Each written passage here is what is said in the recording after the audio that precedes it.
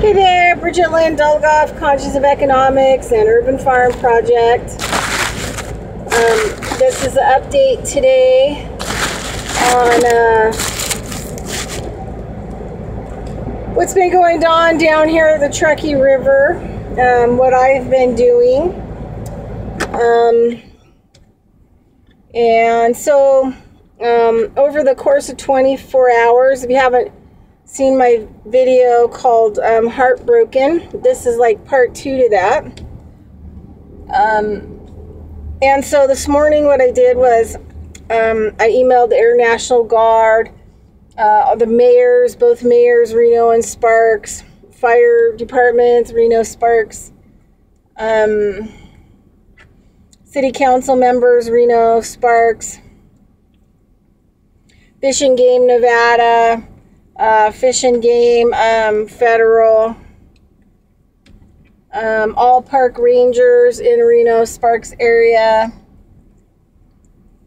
and let them know about the problem that we have right now in the river and all the garbage and just how serious it is. And then I also this morning called Colo 8, News Channel 8 Reno. I tell you what, when I was citizen lobbying in 2009, I found out firsthand how pathetic these journalists and these channels are. You know, they would not, talk on the news about any of the serious, horrifying, negative bills that were going on, like, ones that chip people and Real ID and things of that nature, but they'd highlight on what they thought were positive. So I citizen lobbied. I know in Reno like how uncontrolled the news media is here. I've dealt with them a lot. They never want to report on anything significant or important. It makes them basically liars. They're lying to the public. So anyway, I called the guy, at Colo 8 and said, hey, there's this huge problem with all this garbage in the river, and it's enormous, and, it's unsafe for people to get into the river and float down because, their feet can get caught on this stuff. And yeah, it is, I'd say 60% of it is probably from homeless people that were living on the banks of the river when the flood came. Just astronomical amounts of clothing and blankets and tents and tarps and pads and and all that stuff's on branches. It's easy to get your foot stuck in it and then you would not get out of the river and you might fucking drown, depending on if you get it wrapped around your leg and you're in over your head.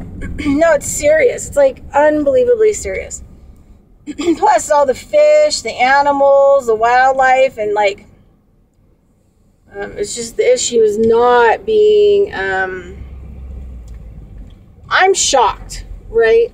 I'm just, I can't even begin to believe it. So the other 40% of the garbage problems are, we are getting a lot of people in the Nevada area from other countries and cultures that, let's just say, leave their trash wherever they go. And I know this for a fact because I use the parks. Okay, hey, it looks like I'm going to have to piece this together. Ooh, I don't know what kind of energies are today, but it feels like everything's operating against. But you know what? It's all right. So, where was I?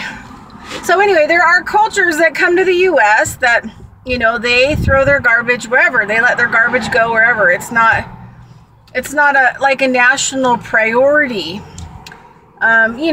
Countries like India, they even have cows that are eating garbage, grazing on the garbage because there's so much garbage in India that literally veterinarians have to extract garbage bags that have been, chewed into their, first stomach gallbladder, that's killing them, right? Because there's nothing else to graze on because the garbage is so thick. I think it's called, like, there's a documentary on it called Plastic Cow. And I have friends in India. I have friends that have traveled in India. And parts of India are super dirty, have lots of garbage. You know, places like Mexico, really dirty, lots of garbage everywhere. You know, so I'm not trying to pick on one culture, but, you know, these different cultures come into the U.S. and they, you know, end up leaving large amounts of garbage wherever they go. And this is the other 40% that's happening here in Reno, because a lot of the parks, a lot of our parks where a lot of these people are utilizing them for big family gatherings, there's huge amounts, and I know this because I've been using the parks a lot the last 3 years. I go read, flop out, me and my dog, find a tree, we read books, we play in the river, you know, we walk down the walkway, especially in the summer when it's hot.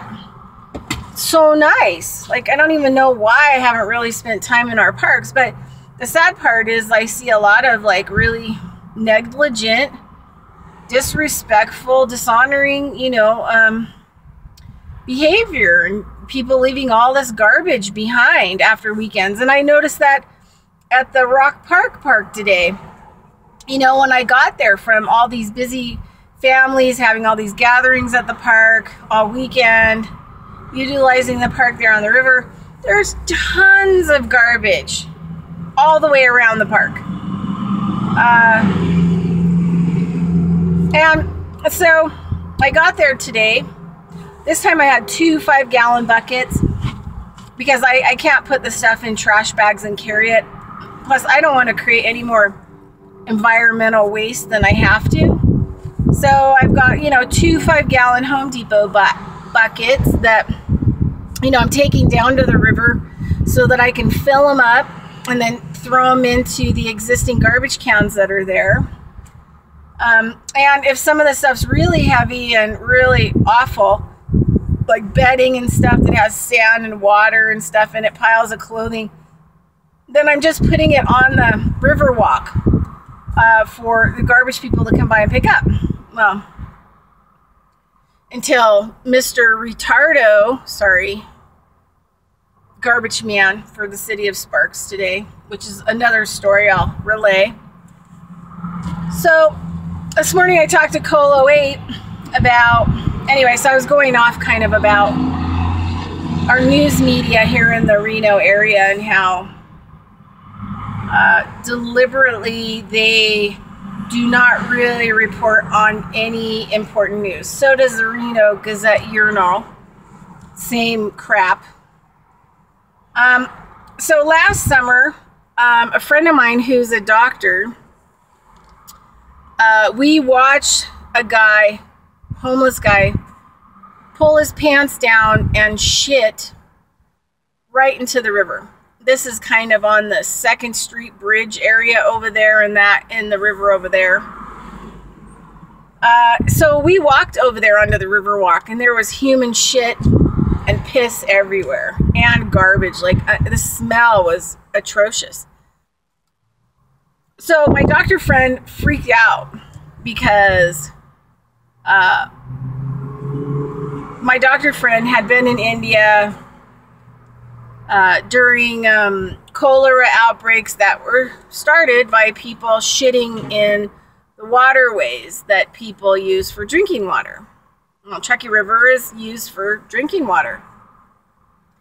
So we started, like, trying to find out how much it would cost to get porta potties down there and get porta potty service for the homeless. We counted 1,500 tents in a very short area at this time. So it wasn't that expensive. I mean, these porta potty people were like, yeah, we'll just give you half price. So we were going to put the money together and just get them, pay the monthly, you know, thing on them just to help.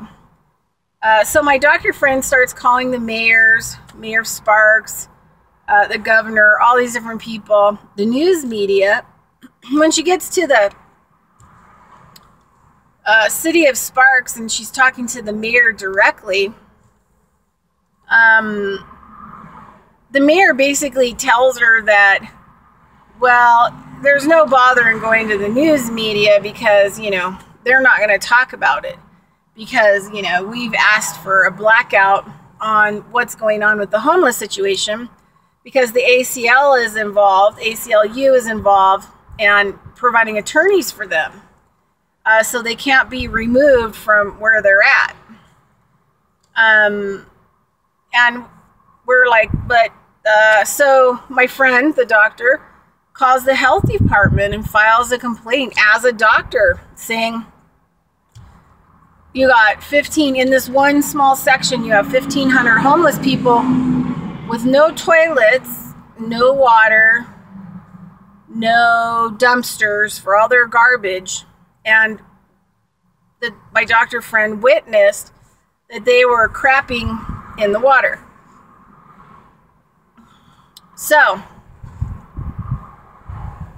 excuse me, I have bad allergies today. So anyway, so we tried to go to the news media to talk to them about what was going on. And the same thing that happened to us last summer is happening to me today with the news media. So they basically tell me this morning, before I go to the river, trying to get all these emails and everything sorted out,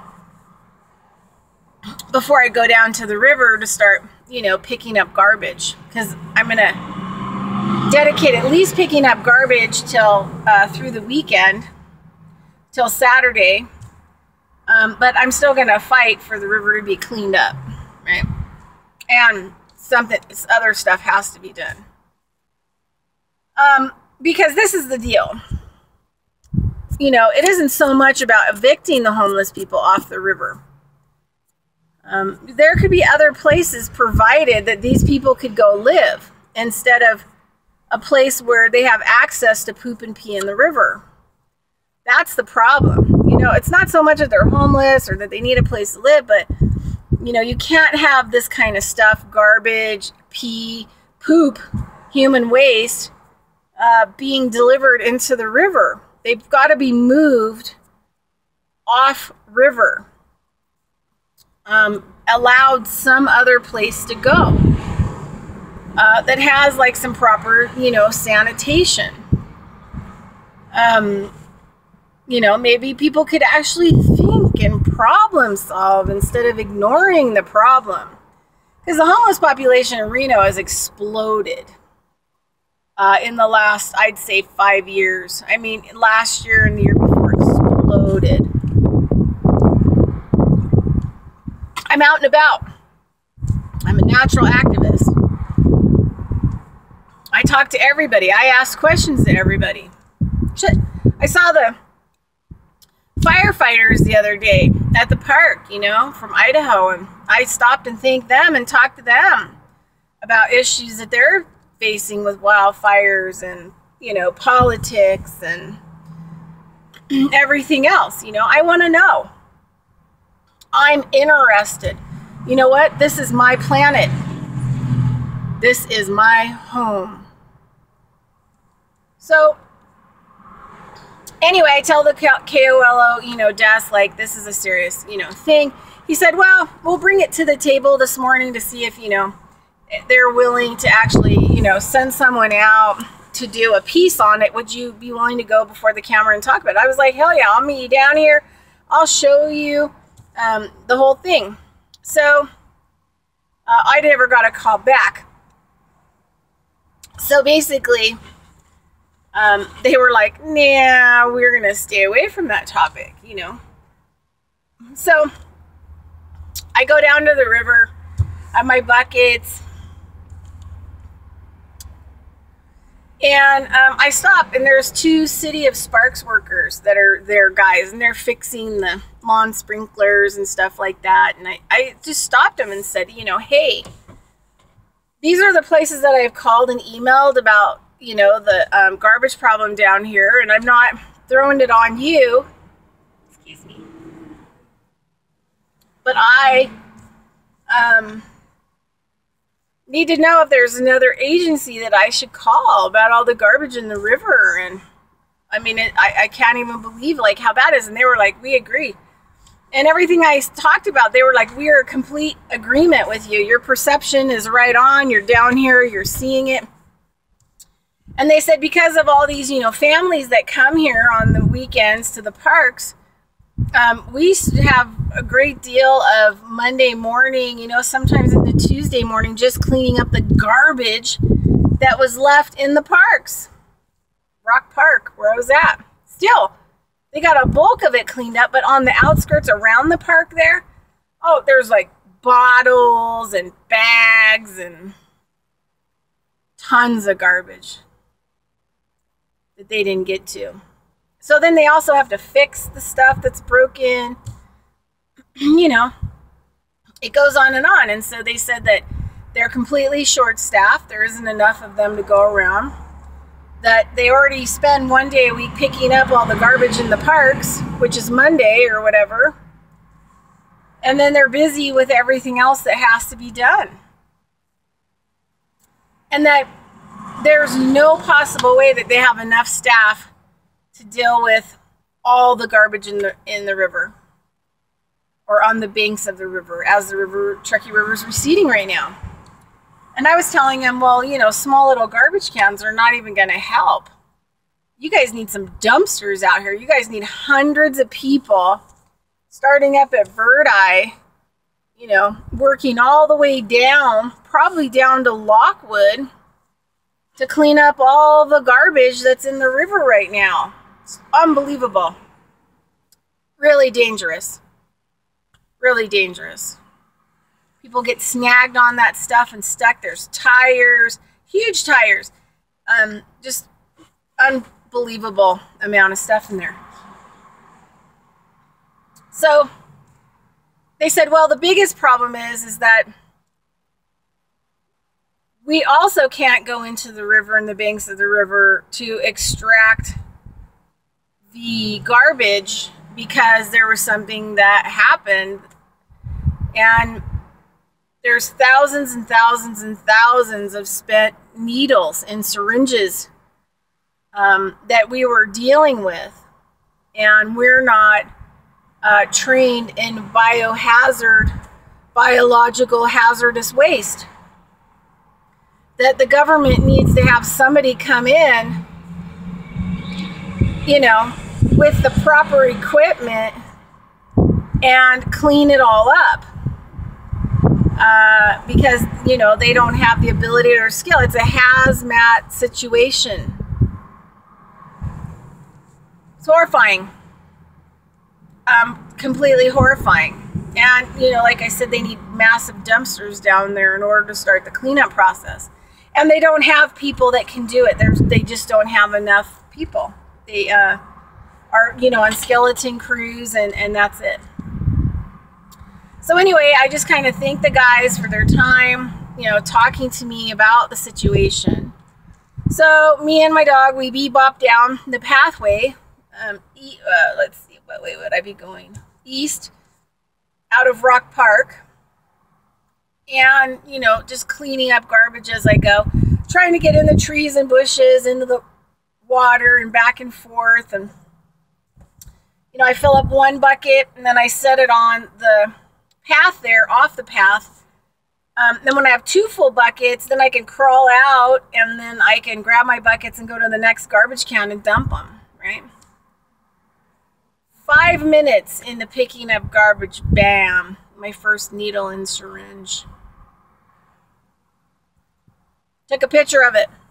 You're going to get to see that at the end of this video once I get it all fixed. I'm going to have to spice some videos together and then I'll put that picture at the end. I mean, 5 minutes today into picking up garbage and I find a syringe and needle. I was pissed at that point. So I called KOL08 and I said, hey, I had a conversation with two City of Sparks workers about the situation with all the garbage in the water.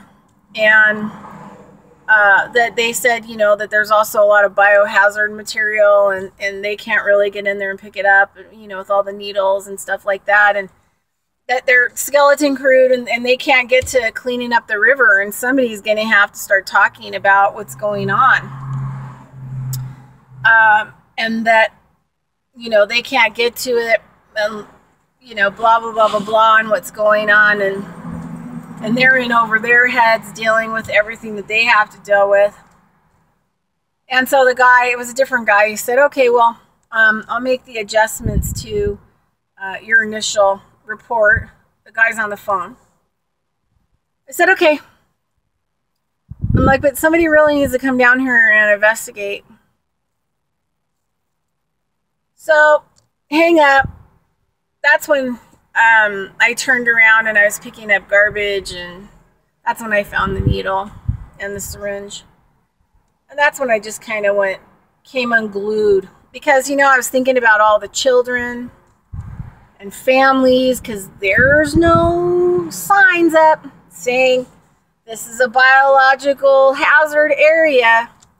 Do not walk without any shoes anywhere, including in the river. Biohazard area, right? So I could just see little girl stepping on a needle, you know, getting some AIDS, hepatitis C, whatever other bloodborne disease there is. And then she's screwed for her whole life because the state and the cities can't do the right thing. So, you know, we'd rather have lawsuits and have people injured because, you know, it's cheaper because we can pay them off. We can settle for a lot less than it would cost us to actually hire the people and clean the mess up. That's how they deal with things.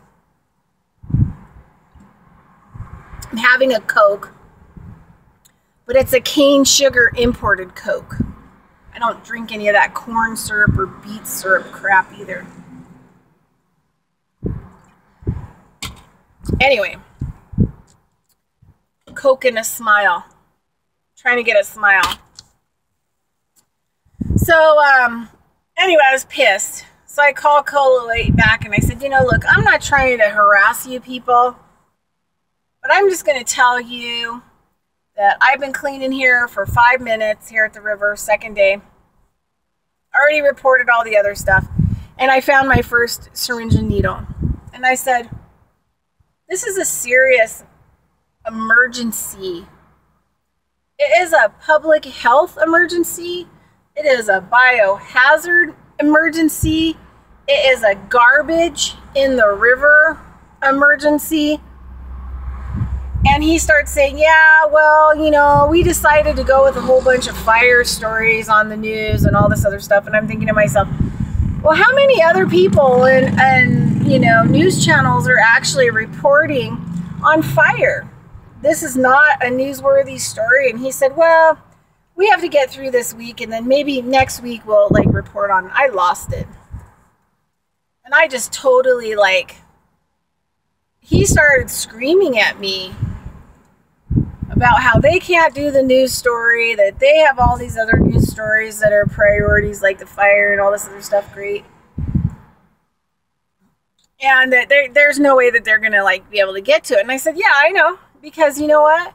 Every time I've dealt with the TV stations in the Reno area, this is the same shit you guys do. You guys somehow get around of not communicating what's really going on in the public. And I said, I've been in offices of politicians that have told me straight up last summer that you guys are not going to report on the homeless population because you've been told to step down. He starts screaming. He goes, that's not true. That's not true. He said, we've, like, reported on the homeless stuff. And I said, you haven't reported on the homeless stuff.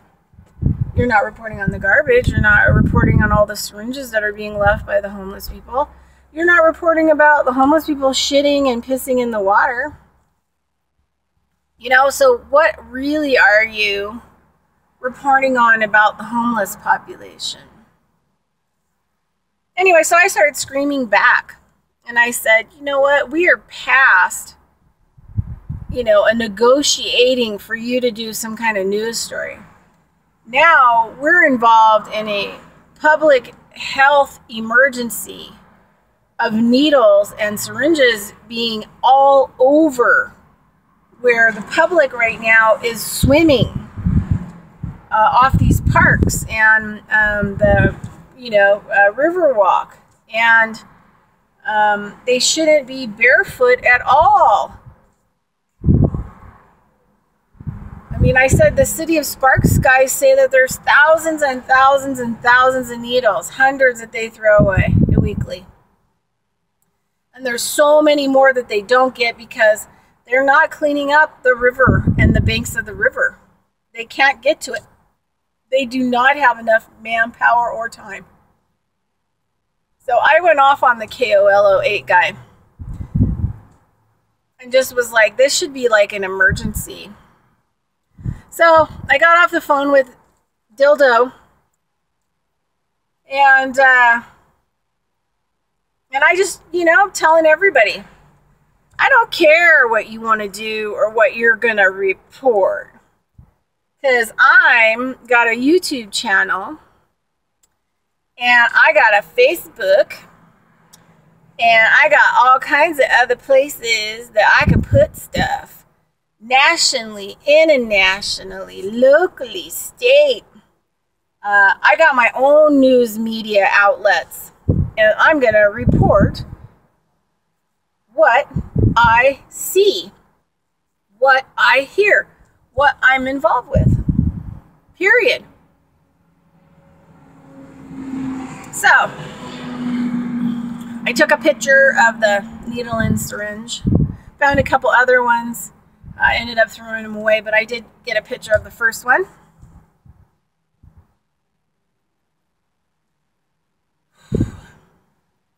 And then I'm like in the branches right by the water trying to clean off all this garbage there, quite a bit away from the main path.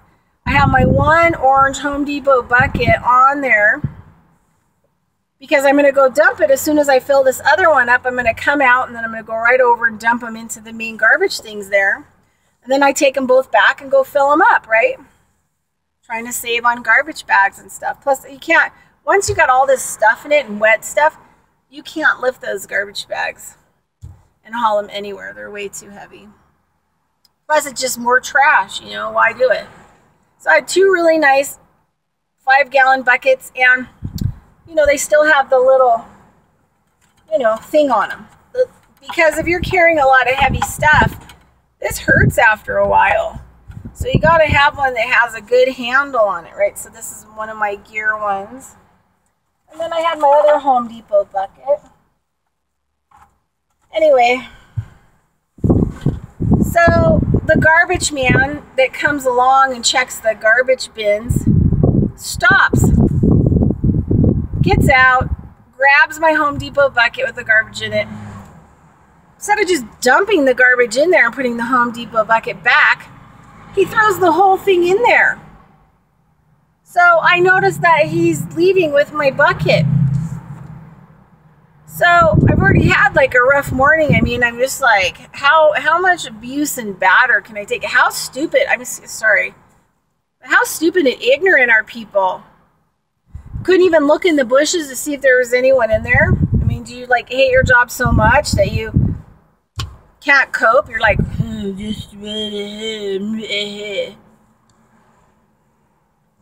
if you don't want that job, give it to somebody else. And there's all this garbage. So he's driving along the path, and there's like, you know, big garbage and empty bottles, and he's just driving past it because, you know, he's only concerned in getting the containers that already have the garbage in it, not about actually clean the garbage. Oh, I'll just run over it on the path, right? But you'll pick up my Home Depot bucket and throw it in. So I'm screaming at him, you know? He goes the other side of the truck. He's throwing it into the garbage. I'm screaming, trying to get out of the branches, literally. And then he starts his truck and he starts going. And I'm screaming at him, running. Me and my dog are running behind the garbage truck. 0. So I have to go get my other bucket. I have to get Jen on a leash. I have to pick up my gear. And then I walk all the way back into Rock Park. The garbage man's gone. I want my bucket back. I'm trying to clean up the garbage. It's like, are you kidding me? So I find a landscaping guy, and he has like a truck with a whole bunch of like pesticides on it. And a girl in the truck, and I just said, from the city of Sparks, I said, hey, look, I want my bucket back. He calls 7 people. No one answers their phone working for the city of Sparks. None of them, not one. He finally gets somebody to call the garbage guy back.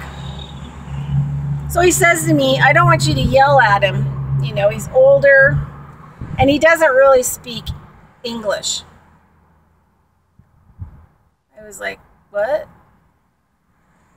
What? Huh? Okay, well, so takes 35 minutes to call him, to have him track back to where we're at. The pesticide guy tried to keep giving me a Home Depot bucket, but I said, you know what? I have brand new ones, okay, that have this. You want to give me a broken buckets that don't have that anymore. And I don't want your bucket with chemicals in it that you've used for chemicals. I don't want that. That's not what I want. I want my bucket back. I went out and paid good money for these buckets so that I could clean up garbage on the river. Volunteer to clean up garbage on the river. He goes, well, you know, yeah, just, you know, be nice to the guy, whatever. And I said, you know what, I'm going to be nice, but I'm going to tell you right now that I'm going to tell my story on my YouTube channel and Facebook and social media. So if you come across it, it's probably not going to be that nice. So I asked him, I said, what are you going to do when you have to call 7 people that work for the city of Sparks and you can't get a person or a boss and it's an emergency? Well, what the hell are you going to do? You can't get a hold of the people that you work for? Like any of them? It was like, I was shocked, like dumbfounded. Anyway, they get the garbage guy to turn around and come back. He gets there. The guy, you know, the gardener, City of Sparks guy, is explaining to him that he picked up a yellow orange Home Depot bucket that was my bucket and that I want it back. And he's like, huh? Because he doesn't really understand English very well. I'm not a racist, but why did you pick up my bucket when you passed all this other garbage along the way? Blankets and all kinds of stuff, wet stuff stacked there on the side of the road that's been dragged out, garbage, and you drive past that. And then you pick up my Home Depot bucket and not just dump it out and put it back down because it's a brand new one. No, you got to throw the whole thing in the back of your car. In your cruncher machine, right? Your garbage cruncher. So he goes, oh. And then he says to me, well, I don't know. Homeless people, you know, leave stuff all the time. I said, well, you didn't pick up the pile of homeless stuff. Debris, that giant pile there that I was dragging out. You didn't pick that up. Why would you pick my Home Depot bucket up? And I said, you could have looked up to see if it belonged to somebody. But I said, you didn't even do that. He goes, well, I didn't know. And I said, I was yelling at you. I was screaming at you and chasing behind the truck. There were homeless guys trying to flag you down. And you just ignored all of us. You got headphones on? Like, were you not paying attention? He said, well, your bucket's been, you know, basically been mashed. So, you know, he digs my bucket out. It's been all kind of flattened. The little plastic thing on the handles all broke off. And he just kind of looks at me like glazed. I just wanted to say, dude, you need to retire, right? You don't speak English, you're old. You don't really care about your job. Like, I don't know what the hell's going on with you. It's so bad. I mean, like, I don't have money that I can just go spend on new Home Depot buckets, right? Anyway, so I got out of there, and now finishing making this video. And so I'm going to splice it to the first part, and then I'll add the picture of the syringe. And I'll be back out there tomorrow. It'll be interesting to see what happens tomorrow. And I did get some return emails, like from the Sparks mayor's office, blah, blah, blah, blah. And I just sent them a return email back today saying, okay, well, the situation on the garbage situation is escalated to a biological hazard situation. So you can't tell me you're not working on it anymore. You can't keep sending me emails saying we're working on it. You know what? I want to see details. I want to see some signs down there notifying the public to wear shoes at all times, and not flip-flops, but shoes that cover their whole foot in case they step on a syringe and a needle. That's what I want to see right now. That you can work on until you can get it cleaned up. Anyway, be very careful going down there. If you're going down there to get away from the heat, do not let your children walk around. Don't walk around in just flip-flops. If you get into the water, you're walking along the banks. Those needles could be sticking up out of the dirt and you won't see them. A lot of them could go right straight through a thong into the bottom of your foot. So just be careful. Be very careful out there. Anyway, I'm just going to keep on doing videos this week. I've taken time off in the mornings from doing a lot of other stuff I have going on because I need a break. I need something else to do. And anyway, obviously, it's what the Mother Earth needed me to do. It's what the Grandmother River needed me to do. So, you know what? I'm showing up. I'm a man and a shovel, and I'm getting done. And I'm not backing down. I'm a rat on a Cheeto. I just don't. I spent a lot of time citizen lobbying in 2009 and fought my butt off against 50 bills, listened to over probably like 200 bills. Worked 100 hours a week, no pay, because it's citizen lobbying. I'm upholding the civil rights of the people of the state. It's a thankless job. Just like now. People don't really care. But I bet what? You step on a needle and you have to go to the hospital and you have AIDS. I bet you would care now about all that garbage on the river. Because guess what? You're going to die. You got a biological hazard needle.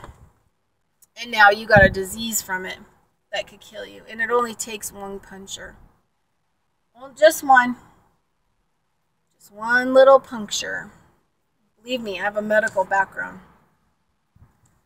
And I've interned in the hospitals. And believe me, one puncture and you're out. You have to go through 1.5 years of testing before you're cleared of any kind of disease. So in the hospitals, it's serious, serious, serious, serious shit that will never be overlooked, a small needle puncture. So don't think that this stuff on the river is a small deal. This is a horrendous deal.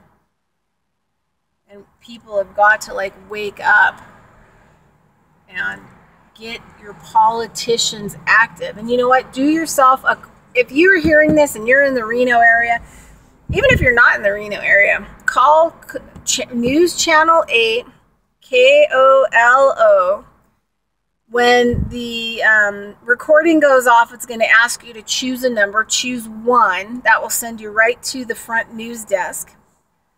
And start saying stuff.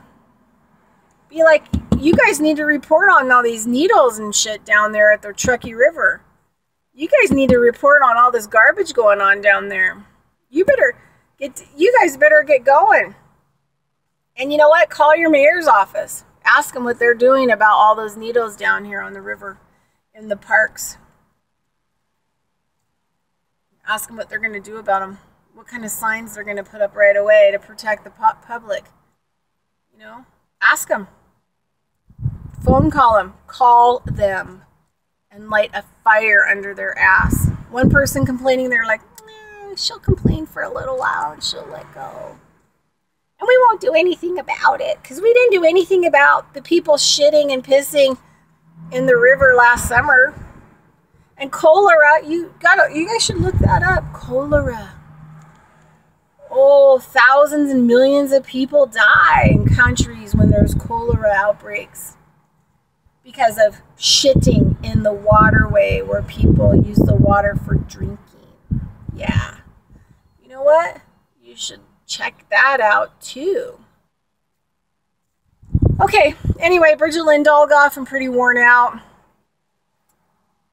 My dog's worn out. Poor girl. She vomited because I was screaming today. I didn't mean to scream, but I just lost it on the KOLO main guy. He started yelling at me, and I just started screaming back. And he kept yelling to, like, you know, control me, dominate me, because he didn't want to hear anything that I had to say. He'd already put me off twice. So I started yelling above him, and basically it was like, you know, this situation is escalating.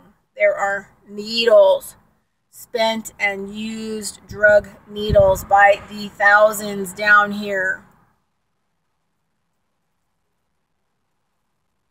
Yeah. All right, Bridget Lynn Dolgoff, Truckee River report for Monday. Consciousness of Economics, Urban Farm Project. And you know what? I wouldn't do this work if I didn't love the earth. I love my mother. And I love all her relations that live in her and on her. And it is my job as a co-creator to fight and defend her. It's my job. All right, over and out. Have a great day. Fight for your mother.